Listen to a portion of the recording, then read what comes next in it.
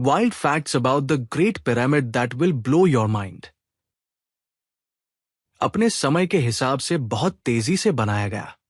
Herodotus ने कहा था कि इसे बनाने में 20 साल और 1 लाख वर्कर्स लगे थे, लेकिन मॉडर्न एस्टिमेट्स अक्सर इससे कम वर्कफोर्स और लगभग 20 से 30 साल का बिल्ड टाइम बताते हैं। फिर भी इस प्रोजेक्ट का स्केल समझना मुश्किल है। द नंबर्स: लगभग 2.3 मिलियन स्टोन ब्लॉक्स। इनमें से ज्यादातर का वजन 2.5 से 15 टन था और कुछ ग्रेनाइट ब्लॉक्स का वजन लगभग 80 टन तक था।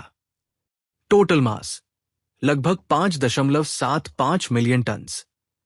यह अब तक बनाई गई सबसे भारी स्ट्रक्चर्स में से एक है। धरती पर सबसे ऊंची: द ग्रेट पिरामिड की ओरिजिनल हाइट लगभग 146.5 मीटर्स 481 फीट थी। यह लगभग 3,800 ईयर्स तक दुनिया की सबसे ऊंची ह्यूमन मेड स्ट्रक्चर रही, जब तक कि 1311 में लिंकन कैथेड्रल ने इसकी ऊंचाई को पार नहीं कर लिया। अमेजिंग प्रिसिशन के साथ अलाइंड: पिरामिड की साइड्स लगभग कार्डिनल डायरेक्शंस के साथ परफेक्टली अलाइंड है। आर्कियोलॉजिस्ट्स का मानना है कि इजिप्शियंस ने इसे सही दिशा में अलाइन करने के लिए एस्ट्रोनॉमी का इस्तेमाल किया था और बेस को लेवल करने के लिए पानी से भरी ट्रेंचेस का इस्तेमाल किया। नो आयरन और क्रेन्स: बिल्डर्स ने आयरन टूल्स या मॉडर्न क्रेन्स के बिना काम किया था। एविडेंस से पता चलता है कि उन्होंने कॉपर टूल्स, स्लेजेस, रैम्स और वेट सैंड का इस्तेमाल करके विशाल स्टोन ब्लॉक्स को मूव किया।